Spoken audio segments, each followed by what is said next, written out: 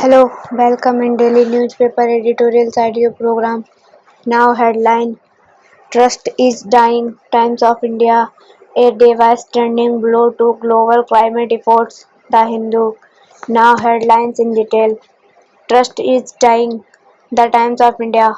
Hospitals to examine public suspicion of public institution comes from bitter experience.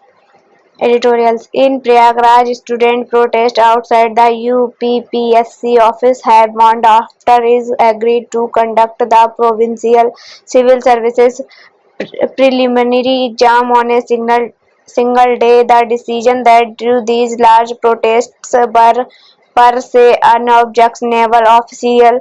Officials cited the large number of applications to split the exam over 2 days that normalized the result. This is a routine practice both in India and internationally.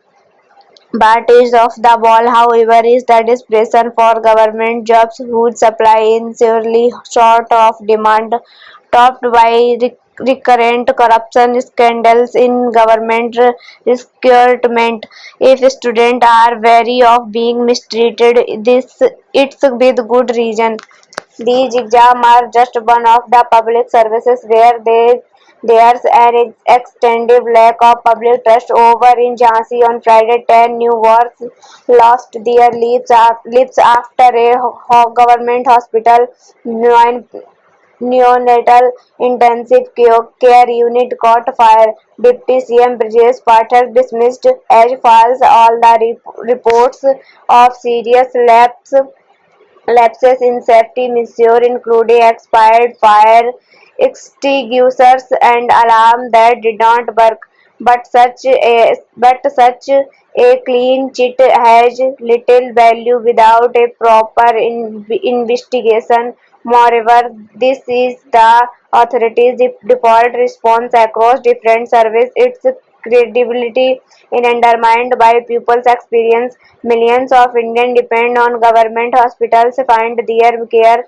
substandard, and hospital fires also make more regular headlines than incompatible with a competent regulatory regime. To take a third example, there are compelling questions about the Aadhaar-based payment reform of Narega having detailed lakhs of workers instead. Government needs to engage with these in a serious way.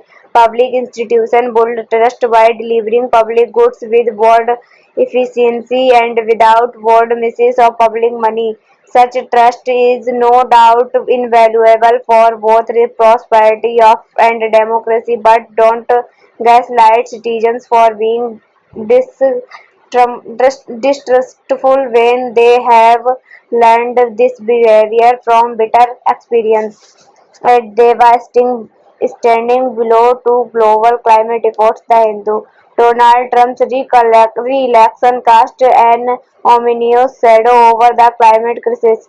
Sujatha Bharayan and Sudhir Chelena Rajan. Sujatha, scientist based in Chennai, and Sudhir is professor at IIT Madras. With the Republicans firmly in control of the US government, a seismic shift in American climate policy is imminent, threatening to unravel years of slow but hard-earned progress in addressing the climate crisis. With President-elect Donald Trump referring to climate change as he hopes the most devastating effect will be a diplomatic retreat in global negotiations along with a possible withdrawal from the Paris Agreement. US climate negotiators will likely explain inaction with references to domestic political contrast with American environmental advocates. Stressed by limited options may also use as a shield while exhorting with major economies in the global south to take up the slack. An alarming project Prosper.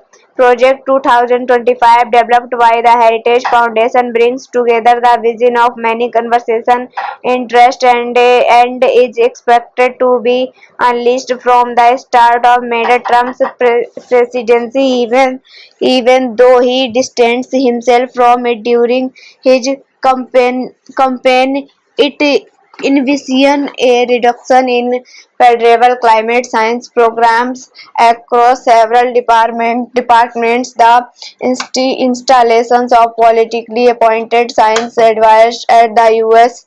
Environment Protection Agency (EPA) signals a converging shift away from independent scientific oversight. This accompanies the potential dismantling of the EPA's 2009 Independent funding, which forms the legal backbone of climate regulation by identifying greenhouse gases at GHGs. As public health treats this simple that GHG emissions may no longer be included in future environmental legislation. The plan also calls for ending green subsidies and opposing climate repression on developing nations, effectively abandoning by pretense of climate justice. The Inflation Reduction Act (IRA) of the Biden administration, the most ambitious U.S. climate legislation to date, is especially targeted by Protect 2025, but it may oddly service due to its whispered economic benefits, particularly in Republican districts that have been substantial clean energy investments and job creation. Fossil fuel companies uh, anticipate expand operational freedom, a stand not unique to one party, as evidenced by previous bipartisan accusation on facing scientific institutions that work on climate change could face severe cuts in federal funding. In particular, research into renewable energy and battery storage faces a significant reduction, handicapping the ability to compete in the growing global clean energy economy. These changes come at a time when climate-driven disaster demand a coordinated, robust response. Indeed, it might mystifying how climate disformation and misformation can thrive in an area of intensify climate-induced disaster, as witnessed in South America with hurricanes Helene and Ida. As this false messaging depends under Mr. Trump, the public will be more disconnected from the scientific realities of climate change. The proposed dismantling of climate science infrastructure in more than just a policy reversal. It is a retreat from reality itself, one that future generations will judge harshly. Unfortunately, climate change will not pause for political convenience while policy may should.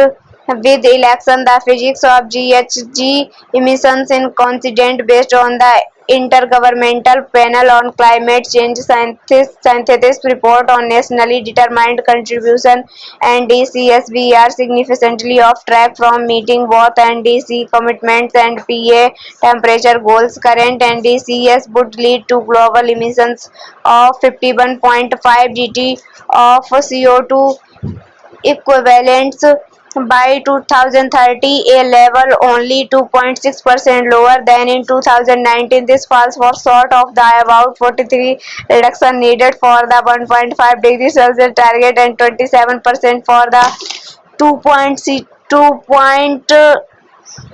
target.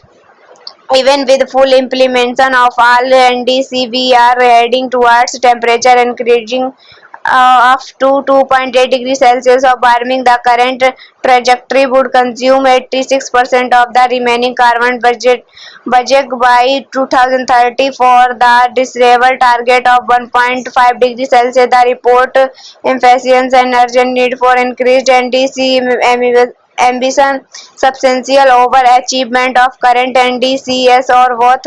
Without unchanged action, the required post 2030 emissions reduction would need to be much steeper to compensate for this slow start. The 29th Global Meeting of the UN Framework Convention on Climate Change COP29 in going on in Azerbaijan. The Lack Biden administration will be reluctant to make major climate finance as was the case under previous Republican administration. On one can expect American delegates on COP29 to blame their political leaders for their inaction, while aware that the US is responsible for about a quarter of GHGs generated by humanity. Rays of hope. Still, there may be reasons for caution. Hope globally, the clean energy transition has gained considerable momentum driven by market forces. Even Republican-led states in the US have embraced renewable energy investment, recognize the economic opportunities why they bring to their community. The likely survival of the IRA demonstrates how clean energy's economic benefits can create durable political constitutions. Why negotiators at the climate conference will tell us that states, cities, and business increasingly views climate action as essential to their long-term prosperity. While there is room for domestic action within the US, we must be clear-eyed. The US will not support global climate finance or take responsibility for being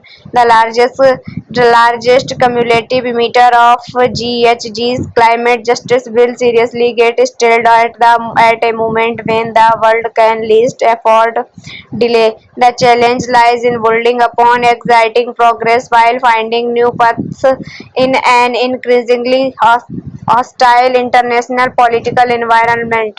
Thank you.